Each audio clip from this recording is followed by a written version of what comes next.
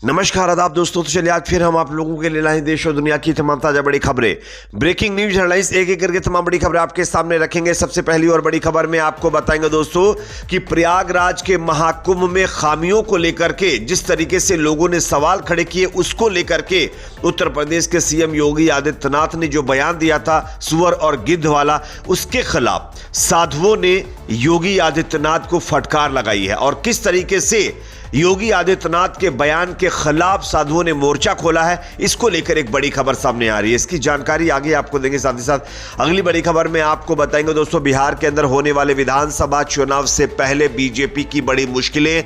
नीतीश कुमार के बेटे ने बीजेपी की मुश्किलें बढ़ा दी हैं, किस तरीके से, आगे इसकी भी जानकारी आपको देंगे। साथ ही साथ दोस्तों, समाजवादी पार्टी के नेता आजम खान के बेटे अब्दुल्ला आजम जिस तरीके से कल जेल से रिहा हुए हैं, उनके रिहा होने के बाद जो काफिला रामपुर तक आया है, उसको लेकर के बीजेपी ने सवाल खड़े कर दिए हैं, किस तरीके से, आगे इसकी भी जानकारी देंगे। साथ ही साथ खबर आ रही दोस्तों दिल्ली से, जहां पर आम आदमी पार्टी के विधायक अमानतुल्लाह खान को कोर्ट से बड़ी राहत मिल गई है, किस मामले में, इसकी भी जानकारी देंगे। साथ ही साथ दोस्तों, छावा मूवी को लेकर के देश में छिड़े विवाद के बीच अब छावा मूवी के डायरेक्टर ने इतिहास से छेड़छाड़ के मामले में माफी मांगी है, किस तरीके से, आगे इसकी भी जानकारी आपको देंगे। साथ ही साथ खबर आ रही है दोस्तों जो है गाजा से, जहां पर इजराइल ने एक बार फिर अपना दोगलापन दिखाया है। 600 फलस्तीनी कैदियों को इजराइल ने अब तक नहीं रिहा किया है, जिसके बाद हमास ने अब इजराइल को धमकी दी है, किस तरीके से, आगे इसकी भी जानकारी देंगे।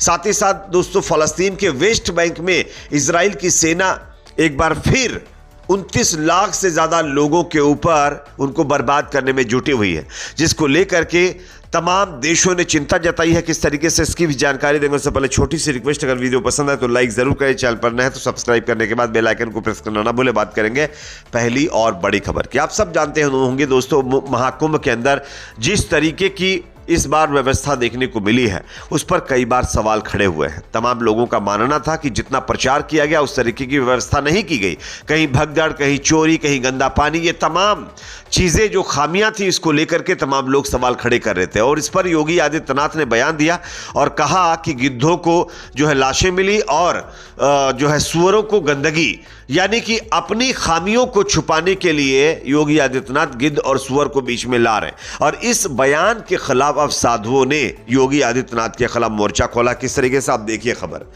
मुख्यमंत्री योगी आदित्यनाथ ने मंगलवार को बयान दिया था कि जिसमें कुंभ में जो कुछ देखा उसे वो दिखा, गिद्धों को लाश दिखी और सुअरों को गंदगी।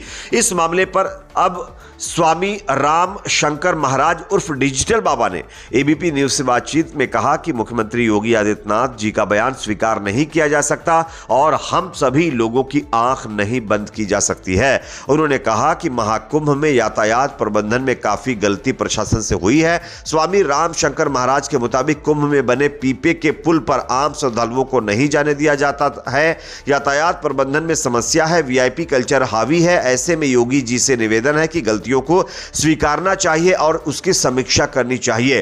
स्वामी रामशंकर के मुताबिक कुंभ में जल प्रबंधन में कई खामियां रही, भगदड़ हुई और इस पर तो आंख नहीं बंद रख सकते। जिन विभागों ने लापरवाही की है, उम्मीद है कि और चर्चा भी की जा रही है कि योगी जी दंड देंगे और कार्रवाई करेंगे। साथ ही महाकुंभ पर स्वामी रामशंकर ने कहा कि महाकुंभ बहुत अच्छा बीता है और युवा समाज इस कुंभ में शामिल था, सबसे बड़ी ये बात है। लेकिन जो खामियां हैं उस पर भी गौर करने की जरूरत है। अगर योगी आदित्यनाथ अपनी खामियों को छुपाने की कोशिश करेंगे तो ये सही नहीं होगा। जो भी लोग लापरवाही के लिए जिम्मेदार हैं उनके खिलाफ कार्रवाई की जानी चाहिए। अब योगी आदित्यनाथ अपनी खामियों को छिपाने के लिए गिद्ध और सुअर का जिक्र करेंगे तो ये कहीं से भी स्वीकार नहीं है। ये सीधे तौर पर साधुओं की तरफ से योगी आदित्यनाथ के बयान की मुखालिफत करते हुए बयान दिया गया है। एक और बड़ी खबर दोस्तों यहां पर सामने आ रही है बिहार से, जहां पर बीजेपी की मुश्किलें बढ़ गई है। बिहार विधानसभा चुनाव से पहले नीतीश कुमार के बेटे निशांत कुमार ने अब बीजेपी की मुश्किलें बढ़ा दी हैं। निशांत कुमार आने वाले दिनों में राजनीति में कदम रखने वाले हैं। जेडीयू के साथ भाजपा के कई नेताओं ने निशांत की राजनीति में आने का समर्थन भी किया, वहीं तेजस्वी यादव ने भी उनका स्वागत किया है। हालांकि खुद निशांत हर मौके पर इस पर चुप्पी साध लेते हैं, लेकिन आज पहली बार निशांत ने बिहार की राजनीति पर बात की। इस दौरान उन्होंने न सिर्फ पिता के फिर से मुख्यमंत्री बनने की बात कही है, साथ ही भाजपा के सामने एक बहुत बड़ी मांग रख दी है। उन्होंने साफ तौर पर कहा कि भाजपा को चुनाव से पहले ही उनके पिता नीतीश कुमार को मुख्यमंत्री घोषित कर देना चाहिए, जिसके चलते अब बीजेपी और नीतीश कुमार की पार्टी में तनातनी देखने को मिल रही है। बात करेंगे अगली खबर की, जो कि सामने दोस्तों आ रही है। समाजवादी पार्टी के नेता आजम खान के बेटे अब्दुल्ला आजम कल आप लोगों ने देखा कि जेल से रिहा हो गए और उनकी रिहाई पर अब बीजेपी के नेताओं ने सवाल खड़े कर दिए। किस तरीके से, आप देखिए खबर। समाजवादी पार्टी के कद्दावर नेता और पूर्व मंत्री आजम खान के बेटे अब्दुल्ला आजम जेल से रिहा हो गए हैं। फर्जी जन्म प्रमाण पत्र मामले में फंसे अब्दुल्ला आजम 17 महीने से जेल में बंद थे, लेकिन कल उनको रिहाई मिल गई। रिहाई के समय उनकी पार्टी के नेताओं और समर्थकों ने उनका स्वागत करने के लिए जेल के बाहर जमावड़ा लगा दिया है। एमपी एमएलए मजिस्ट्रेट ट्रायल न्यायालय से जो है उन्हें सभी 42 मामलों में रिहाई का परवाना मिला है। अब्दुल्ला आजम की रिहाई के साथ ही रामपुर शहर से विधायक आकाश सक्सेना ने बड़ा आरोप लगाया है। विधायक आकाश सक्सेना ने कहा है कि अब्दुल्ला आजम के काफिले में माफियाओं और अपराधियों की गाड़ियां शामिल हैं। इसकी जांच कराई जाएगी, क्योंकि उनके पिता आजम खान पहले ही ये कह चुके हैं कि उनके संबंध दाऊद इब्राहिम जैसे अपराधियों से हैं। उन्होंने कहा कि इस मामले की जांच होगी। हालांकि सक्सेना ने यह नहीं बताया कि काफिले में किस माफिया और अपराधियों की गाड़ियां शामिल थी, लेकिन हाँ, बीजेपी की तरफ से यह आरोप लगाया जा रहा है। वैसे बीजेपी के नेताओं का क्या कहना, वो तो कुछ भी बोल देते हैं।